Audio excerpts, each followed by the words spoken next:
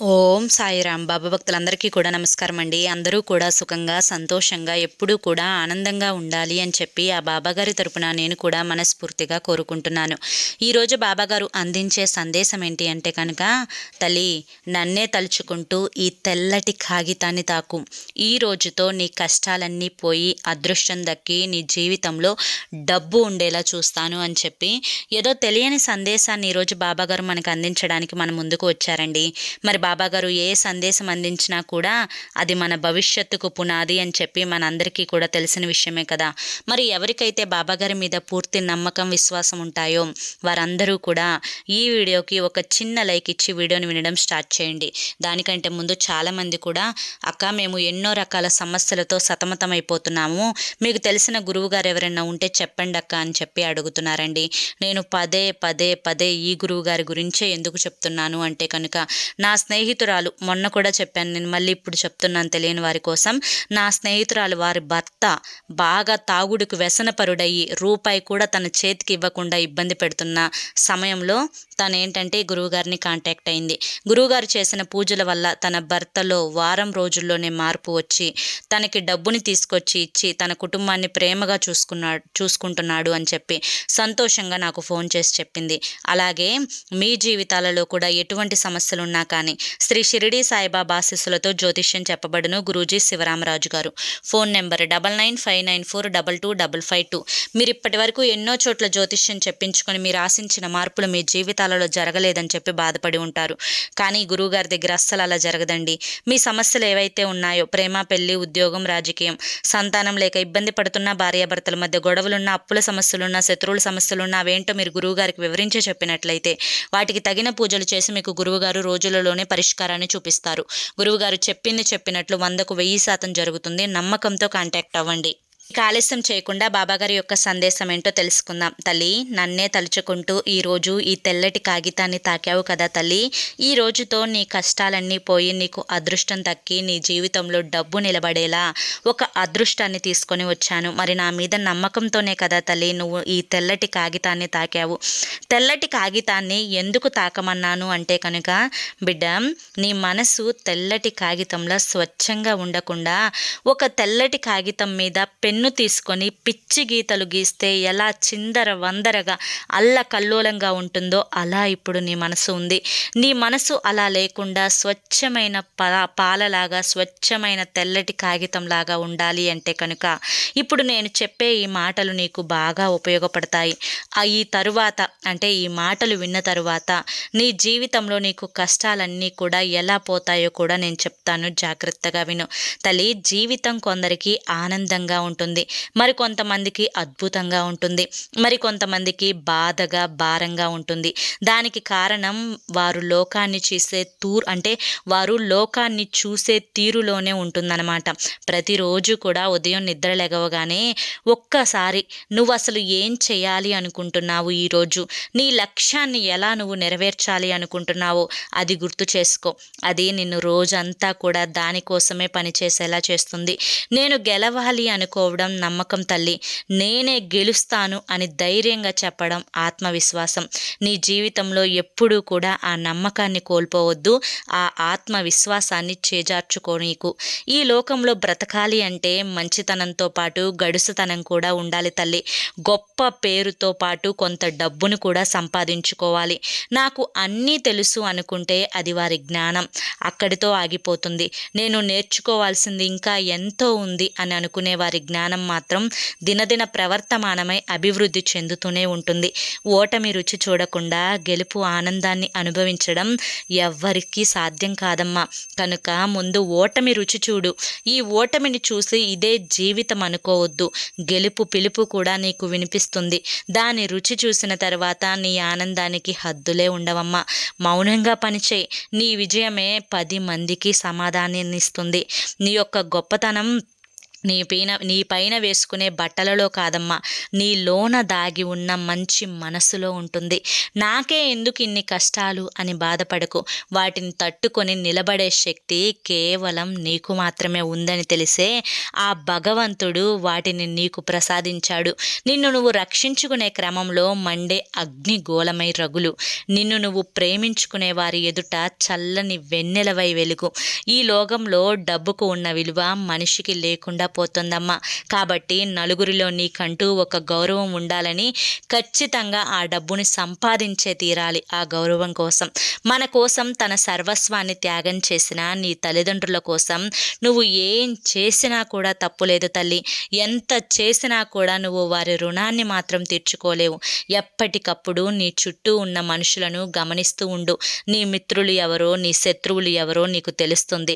మిత్రులను వదులుకోకు, శత్రువులని క్షేమంగా విడిచిపెట్టకు. భయపడి బాధపడే రోజులు ఎప్పుడో పోయాయమ్మా.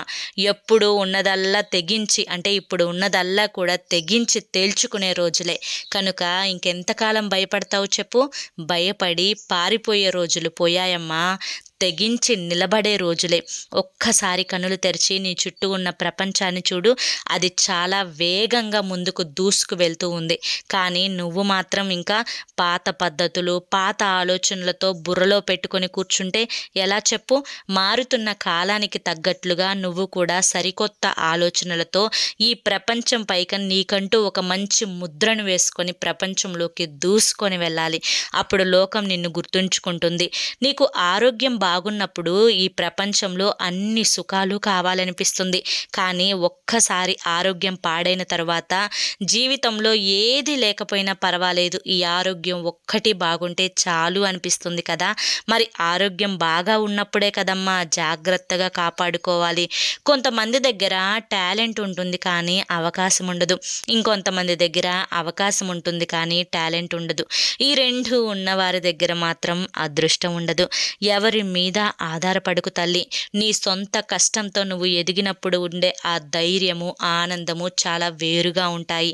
నీలాంటి వారితో తిరిగితే, అంటే నువ్వు ఇప్పుడు ఎలాంటి వారితో తిరుగుతావో కొంతకాలానికి నువ్వు కూడా అలాగే తయారవుతావు. కాబట్టి నీ చుట్టూ ఎప్పుడూ కూడా మంచి మనుషులే ఉండేలా చూసుకోవాలి. కష్టపడే మనస్తత్వం ఉన్నప్పుడు ఎంత ఎత్తులోనున్నా కానీ రాణిస్తారు. భయం, అవమానం లాంటివి నీ మనసులో ఉంటే మాత్రం నువ్వు ఏదీ సాధించలేవు. నీ గుండె నిండా కూడా ధైర్యం నింపుకోవాలి. అది నిన్ను ఎటువంటి పరిస్థితుల నుంచైనా కానీ గట్టెక్కిస్తుంది అని చెప్పి తెలుసుకో. ఈ క్షణం నుంచి జీవితంలో ప్రతి నిమిషం ఆనందంగా ఎలా ఉండాలో ఆలోచించు. దాని మీదనే ధ్యాస పెట్టు. ఇది ఒక్కటి అలవర్చుకుంటే చాలు తల్లి. ఎన్ని సమస్యలు వచ్చినా, ఎన్ని కష్టాలు వచ్చినా నిన్ను ఏది కదిలించలేదు అని గుర్తుంచుకో. నువ్వు బ్రతికేది కొంతకాలమే, కానీ ఆ కొంతకాలం నిన్ను ఎవరైతే వినియోగించుకుంటారో, ఎవరైతే నిన్ను మంచిగా చూసుకుంటారో వాళ్ళ మీద ధ్యాస పెట్టి వారిని జాగ్రత్తగా చూసుకో. అర్థమైందా తల్లి? జీవితాన్ని బాగు చేయాల్సిన అవసరం, నీ జీవితాన్ని బాగు చేయాల్సిన అవసరం ముఖ్యంగా ఎవరికీ లేదు. అది కేవలం నీకు మాత్రమే ఉంది. నిన్ను ప్రేమించిన వాళ్ళు నీతో ఉన్నా లేకపోయినా వారు బాగుండాలి అని కోరుకోవడమే నిజమైన ప్రేమ. కొంతమంది గెలుపే కావాలి అనుకుంటారు, వాళ్ళే విజేతలుగా నిలుస్తారు. ఎదురుగా వచ్చి తలపడే కొంతమంది శత్రువుల కన్నా పక్కన ఉండి వెన్నుపోటు పొడిచి, అంటే ఎదురుగా ఉండి తలపడి వచ్చే శత్రువుల కన్నా కూడా పక్కనే ఉంటే వెన్నుపోటు పొడుస్తాడు చూడు. అటువంటి మిత్రుడు నీ జీవితంలో ఉంటే వాడిని వెంటనే నువ్వు దూరంగా పెట్టే తల్లి. ఏది కూడా జీవితంలో అనుకున్నవి అనుకున్నట్లు జరగవు. అనుకోని సంఘటనలే మనకి కొన్ని కొత్త పాఠాలను నేర్పిస్తూ ఉంటాయి. వాటిని నేర్చుకొని భవిష్యత్తులో తలెత్తే మరిన్ని సవాళ్లకు ఎదుర్కోవడానికి సిద్ధంగా ఉండు. ఈ లోకంలో జవాబు లేని ప్రశ్న అంటూ ఏదీ లేదమ్మా. అయితే అది కనుక్కోవడమే. సరిగ్గా ప్రయత్నించాలన్నమాట. ఈ లోకంలో ప్రతి కష్టానికి ఏదో ఒక సమాధానం ఉంటుంది. దాన్ని కనుక్కున్న వారే నిజమైన తెలివైన వాళ్ళనమాట. అవమానం పొందిన చోటే చప్పట్లు కొట్టించుకుంటే వచ్చే ఆనందం అంతా ఇంతా కాదు. ఇది దృష్టిలో పెట్టుకొని కష్టపడు. ఎక్కడైతే అవమానం పొందుతావో అక్కడ నీ విజయపు చప్పట్ల మోతలో నువ్వు తల ఎత్తుకొని నిలబడాలి. నిన్ను తక్కువ చేసి మాట్లాడిన వాళ్ళే నీ ముందు తల దించుకోవాలి తల్లి. నువ్వు ఎందులోనైనా ప్రత్యేకంగా ఎదగాలి అంటే ఈ ప్రపంచంలో లేని కొత్తది ఏదో సృష్టించాల్సిన అవసరం లేదమ్మా. ఆల్రెడీ ఉన్నదాన్నే కొంచెం కొత్తగా మార్చి చూపిస్తే చాలు. నీ యొక్క కష్టాలు బాధలు ఇంకొకరికి అవసరం లేదు తల్లి. ఇక్కడ ఎవరి జీవితం వారిదే. పక్క వాళ్ళ నుంచి ఎంత ఆశించినా కూడా వచ్చే ఆ ఫలితం అనేది వేరుగా ఉంటుంది. నీలో నువ్వు పొందే ఆనందమే నీకు ఎప్పుడైనా కానీ శాశ్వతం. ఈ లోకం అనేది కేవలం బలవంతుల కోసం మాత్రమే సృష్టించబడింది, బలహీనుల కోసం కాదు. ఇక్కడ ఎవరైతే తమకు కావలసిన దానికోసం ఎదిరించి పోరాడతారో వారే నిజమైన విజయాన్ని సాధించగలుగుతారు, ఈ ప్రపంచాన్ని ఏలతారు. నలుగురిలో ఉన్నప్పుడు నువ్వు ఎలా ప్రవర్తిస్తున్నావు అన్నది నీ యొక్క సభ్యత ఏంటో తెలియజేస్తుంది. ఒంటరిగా ఉన్నప్పుడు నువ్వు ఏం చేస్తున్నావు అన్నది నీ నిజమైన వ్యక్తిత్వాన్ని చూపెడుతుంది. ఏ పనిలోనైనా సరే మొదటి అడుగులే కొంచెం కష్టంగా ఉంటాయమ్మా. ఆ తర్వాత వేసే ప్రతి అడుగు కూడా చాలా సులువుగా సాగిపోతుంది. కాబట్టి కొంచెం కష్టమైనా సరే మొదలుపెట్టిన పనిని ఆపకుండా ముందుకు తీసుకొని వెళ్తే అందులో విజయం తప్పక నీ సొంతం అవుతుంది అని గుర్తుంచుకో. నిన్ను ఏది ఆపలేదు, ఒక్క నీలోని భయం తప్ప. బంధాలు అనుబంధాల విలువ తెలిసినవాడు ఊరికే అందరితో గొడవ పెట్టుకోడు తల్లి. తనకి కొంచెం ఇబ్బందిగా ఉన్నా సరే నలుగురి కోసం సర్దుకుపోతాడు. అటువంటి వారిని అందరూ కూడా ఇష్టపడతారు తల్లి. సమయానికి ముందు నువ్వు విలువనివ్వు, అప్పుడే నీకు సమాజం కూడా విలువనిస్తుంది. దేన్నైనా వేగంగా నేర్చుకునే వ్యక్తి ఎందులోనైనా కానీ అందరికంటే ముందుంటాడు. కాబట్టి ఎప్పటికప్పుడు కూడా ఏది కూడా అట్లా చూసి వదిలేయకుండా నేర్చుకునే ప్రయత్నం చేయమ్మా తల్లి. ఎప్పటికప్పుడు బుర్రకి పొదును పెడుతూ ఉండాలి, తెలియని విషయాలను తెలుసుకుంటూ ఉండాలి, సాధ్యం కాని పజిల్స్ అన్నింటినీ కూడా సాల్వ్ చేసుకుంటూ ఉండాలి. అది నీ యొక్క జ్ఞాపక శక్తిని, నీ యొక్క బ్రెయిన్ పవర్ని పెంచుతుంది. నీ యొక్క మాటలు ఎలా ఉండాలి అంటే ఓడిపోయిన వ్యక్తికి ఉత్సాహాన్ని, గెలిచిన వ్యక్తికి ఆనందాన్ని ఇవ్వాలి. మిమ్మల్ని నిందించిన వాళ్ళే మీ ముందు తల దించుకునేలా చేయాలి. ఆఖరిగా ఒక్క మాట చెప్తాను విను తల్లి. నీకై నువ్వు తోడున్నప్పుడు, నీ గుండెల్లో ధైర్యం నిండుగా ఉన్నప్పుడు, ఆత్మవిశ్వాసం నిండుగా ఉన్నప్పుడు ఛాతి ఉప్పొంగగా రాని చూసుకుందాం. ఎటువంటి సమస్య అయినా కానీ నా కాలి కింద ధూళిలా ముందుకు సాగి గల మనస్తత్వం నాదైతే ఏ ఓటమి అయినా సరే నన్ను ఆపలేదు, నా లక్ష్యం నన్ను చేరుకోనీయకుండా చెయ్యలేదు అనే మనస్తత్వం నీకు ఉండాలి తల్లి. ఇవన్నీ కూడా ఎందుకు చెప్పాను అంటే కనుక బిడ్డ, ఈరోజు నువ్వు తెల్లటి కాగితాన్ని తాకావు. ఈ తెల్లటి కాగితం మీద ఇప్పుడు నేను చెప్పిన ఒక్కొక్క మాటని జాగ్రత్తగా రాసుకో. నువ్వు ఏదైతే సాధించాలి అనుకుంటున్నావో ఆ సాధించాలి అనుకున్న లక్ష్యం వైపు ఒక్కసారి కష్టమైన అటు అడుగులు వేసే ప్రయత్నం చేయి తల్లి. మొదటి అడుగులు మాత్రమే కష్టం, తర్వాతి అడుగులు అన్నీ కూడా చాలా తేలికగా ఉంటాయి బిడ్డ. అదృష్టం అనేది నీకు రాబోతోందమ్మా. అదృష్టం కలిసి వచ్చేటప్పుడు కాలితో తన్నుకుంటే అది మళ్ళీ నిన్ను వరించదు అని గుర్తుంచుకో.